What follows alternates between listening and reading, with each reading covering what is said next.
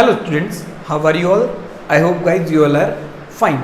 Guys, as you all know, in last classes we discussed about business introduction and feature of business. बेटा हमारी जो last classes हुई हैं उनमें हमने हमारे चैप्टर नंबर फर्स्ट के दो टॉपिक डिस्कस किए हैं। पहला जो हमारा टॉपिक था वो था बिजनेस का इंट्रोडक्शन, जिसमें हमने देखा था कि बिजनेस एक ऑक्यूपेशन है जहाँ पे कुछ एक्टिविटीज़ परफॉर्म की जा रही है। वो एक्टिविटीज़ प्रोडक्शन, परचेजिंग और सेलिंग एंड बाइंग से रिलेटेड है और उन एक्टिविटीज़ को परफॉर्म करने के पीछे हमारा इंटेंशन है प्रॉफिट को अर्न करना। तो बिजनेस का मीनिंग हम जान चुके थे। उसके बाद हमने बिजनेस के कैरेक्टरिस्टिक्स यानी बिजनेस के फीचर्स को डिस्कस किया, जिसमें कुछ पॉइंट्स थे कि बिजनेस एक इकोनॉमिक एक्टिविटी है, बिजनेस के लिए रिस्क और करेज का होना जरूरी है, बिजनेस के अंदर आपको डेली बेसिस पे ट्रांजैक्शंस करने पड़ेंगे यानी सेलिंग एंड बाइंग वाले प्रोसेस को करना पड़ेगा। आज बीएसटी में चैप्टर नंबर फर्स्ट का थर्ड टॉपिक हम डिस्कस करने वाले हैं, जिसका नाम है ऑब्जेक्टिव ऑफ बिजनेस। ऑब्जेक्टिव्स का मतलब है उद्देश्य। कहने का मतलब है अगर किसी इंडिविजुअल पर्सन ने कोई बिजनेस शुरू किया है, बिजनेस को स्टार्ट किया है, तो उसके पीछे उसका ऑब्जेक्टिव क्या है, उसका उद्देश्य क्या है, हमें यहाँ पे वही देखना है। फॉर एग्जाम्पल लेट अज्यूम एक पर्सन है राम ने 10 लाख रुपीज इन्वेस्ट करके एक बिजनेस शुरू किया है। तो अब हमें ये जानना है कि राम ने 10 लाख रुपीज इन्वेस्ट करके बिजनेस शुरू किया है, तो बिजनेस शुरू क्यों किया है। फॉर एग्जाम्पल राम है जो प्रॉफिट के लिए शायद 10 लाख रुपीज इन्वेस्ट कर रहे हैं, कि हो सकता है उसे 10 लाख रुपीज इन्वेस्ट करके उसको 1 करोड़ 10 करोड़ करोड़ों के अंदर कन्वर्ट करना हो सकता है राम ये चाह रहा हो कि जो सोसाइटी की नीड्स हैं उन्हें वो फुलफिल कर पाए, सोसाइटी की ज़रूरतों को वो पूरा कर पाए, ये भी उसका उद्देश्य हो सकता है वो ये चाह रहा हो कि उसकी ग्रोथ हो, ग्रोथ इन द सेंस आज उसकी एक शॉप होगी, भविष्य में 2 शॉप हो, 3 शॉप हो, मतलब वो बढ़े, उसका कारोबार बढ़े, ये सब बातें। तो राम एक पर्सन था जिसने 10 लाख रुपीज इन्वेस्ट करके एक बिजनेस शुरू किया, और वो बिजनेस क्यों शुरू किया, उसके पीछे उसके क्या ऑब्जेक्टिव्स हैं, वही आज हमें डिस्कस करना है। और मैंने कुछ बातें लिखी कि हो सकता है राम ने बिजनेस शुरू किया है तो प्रॉफिट के लिए किया है, सोसाइटी की नीड्स को पूरा करने के लिए शुरू किया है, कहीं ना कहीं ग्रोथ के लिए अपने बिजनेस को शुरू किया है। क्लियर है बेटा। अब हम हमारी क्लास को शुरू करते हैं। तो मैंने आपको ऑब्जेक्टिव का मीनिंग समझाया। ऑब्जेक्टिव ऑफ बिजनेस अगर हमारे सिलेबस के अकॉर्डिंग बात की जाए, हमारे कोर्स के अकॉर्डिंग बात की जाए, चाहे 12th स्टैंडर्ड का हो या आगे जब आप कभी बीबीए एमबीए भी करते हो, तो वहाँ पे ऑब्जेक्टिव ऑफ बिजनेस आपको हमेशा पढ़ाए जाएंगे। ऑब्जेक्टिव ऑफ बिजनेस हमारे यहाँ पे 4 कैटेगरीज के अंदर डिवाइड है। कितनी कैटेगरी में डिवाइड है? 4 कैटेगरी में। फर्स्ट जो हमारी कैटेगरी है उसे हम कहते हैं प्राइमरी ऑब्जेक्टिव। प्राइमरी यानी आपका मेन ऑब्जेक्टिव, मेन ऑब्जेक्टिव। दूसरा है आपका सेकेंडरी ऑब्जेक्टिव, यानी जो प्राइमरी के लिए जरूरी है, मतलब प्राइमरी ऑब्जेक्टिव को अचीव करने में कहीं ना कहीं सेकेंडरी ऑब्जेक्टिव का अचीव होना जरूरी है। पर्सनल ऑब्जेक्टिव और हमारा सोशल ऑब्जेक्टिव। तो आज के मॉड्यूल में हम इन ऑब्जेक्टिव्स के ओवरव्यू के बारे में डिस्कस करते हैं कि कैसे 4 ऑब्जेक्टिव और चारों में आप क्या बात करने वाले हो। तो ऑब्जेक्टिव ऑफ बिजनेस 4 कैटेगरी में डिवाइड है। फर्स्ट है आपका प्राइमरी ऑब्जेक्टिव।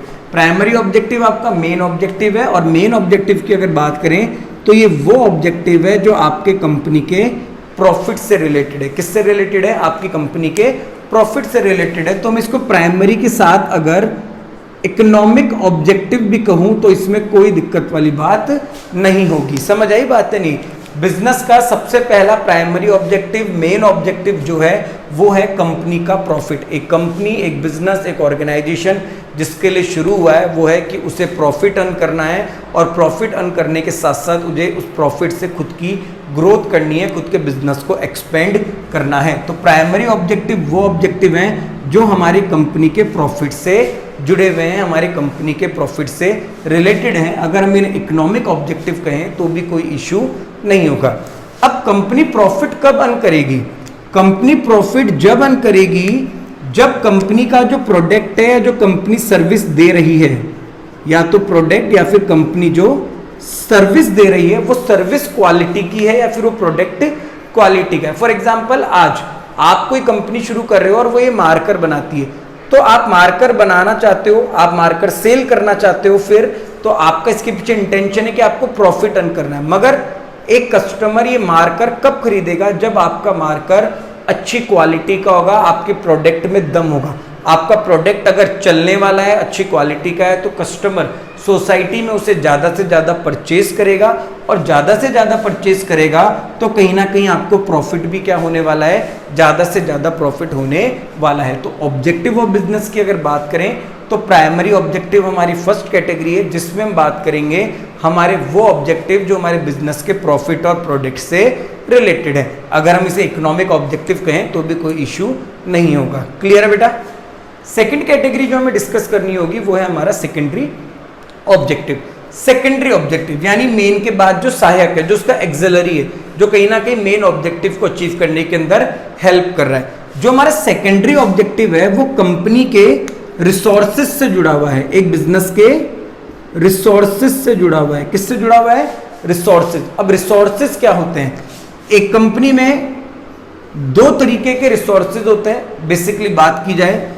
एक होते हैं फिजिकल रिसोर्सेज और एक होते हैं आपके ह्यूमन रिसोर्सेज। ठीक है, फिजिकल रिसोर्सेज का मतलब है आपका रॉ मटेरियल, आपकी मशीनरी, आपके पास और भी कोई चीज है, जैसे फॉर एग्जांपल हम बात करें कि कुछ अलग इक्विपमेंट्स है, बड़ी मशीन है, मतलब कंप्यूटर सिस्टम वगैरह हो गए, इलेक्ट्रॉनिक इक्विपमेंट्स हो गए, ये जितने भी रिसोर्सेज हैं ये सब फिजिकल है। ह्यूमन रिसोर्सेज के अंदर आपकी कंपनी के सभी क्या आ जाएंगे? एम्प्लॉयज आ जाएंगे। तो सेकेंडरी ऑब्जेक्टिव वो है जो रिसोर्सेज से जुड़ा हुआ है। कहने का मतलब है कंपनी हमेशा उसका ऑब्जेक्टिव रिसोर्सेज के लिए ये रहता है कि वो उन रिसोर्सेज का प्रॉपर और ऑप्टिमम यूटिलाइजेशन करे, उन रिसोर्सेज का वो प्रॉपर और ऑप्टिमम यूटिलाइजेशन करे।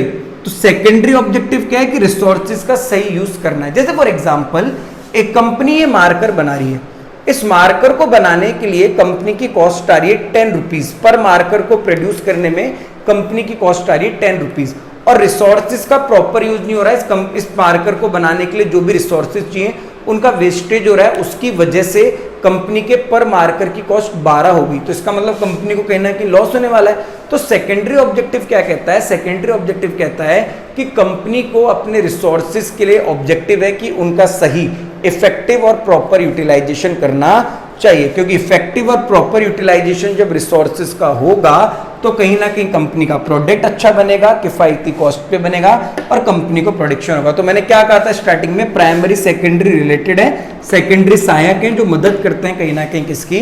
प्राइमरी की। तो हमारे ऑब्जेक्टिव ऑफ बिजनेस में हम पहले ये दोनों डिस्कस करेंगे आने वाली क्लास में कि प्राइमरी ऑब्जेक्टिव क्या होता है और सेकेंडरी ऑब्जेक्टिव क्या होता है। क्लियर है? प्राइमरी ऑब्जेक्टिव में प्रॉफिट और प्रोडक्ट की बात होगी, सेकेंडरी ऑब्जेक्टिव में रिसोर्सेज की बात होगी, रिसोर्सेज को कैसे सही तरीके से काम लिया जाए, यानी optimum utilization of resources. Clear है? थर्ड जो हमारा ऑब्जेक्टिव है वो है हमारा पर्सनल ऑब्जेक्टिव। यहाँ देखो पर्सनल में लास्ट में NEL है, तो यहाँ पे बात हो रही है इंडिविजुअल्स की, यहाँ पे बात हो रही है पर्सन्स की, कि एक बिजनेस के अंदर जो लोग काम कर रहे हैं उन लोगों का क्या ऑब्जेक्टिव है। जैसे फॉर एग्जांपल आज आप या आपके फादर किसी ना किसी कंपनी में, किसी ना किसी बैंक में कोई काम कर रहे होंगे, तो उस काम को करने के पीछे उनका इंटेंशन क्या है? वो है बेटा सैलरी चाहिए, जो बेसिक नीड्स है यानी रोटी कपड़ा जो मकान है उस जरूरत को पूरा करना है, और भी कुछ फाइनेंशियल नीड्स होती है, प्रमोशन चाहिए, कैरियर एडवांसमेंट चाहिए, ग्रोथ चाहिए, कहीं ना कहीं जो नॉलेज है, एक्सपीरियंस चाहिए, उन सब की बातें हो रही हैं। तो वो सब किस में आते हैं? आपके पर्सनल ऑब्जेक्टिव में आते हैं। किस में आते हैं बेटा? पर्सनल ऑब्जेक्टिव में आते हैं। क्लियर है? पर्सनल ऑब्जेक्टिव में हम बात करेंगे किसकी? हमारे कंपनी के एम्प्लॉयज की, या कंपनी से जुड़े हुए जो भी ह्यूमन रिसोर्सेज हैं उन सब ह्यूमन रिसोर्सेज की हम यहाँ पे बात करेंगे।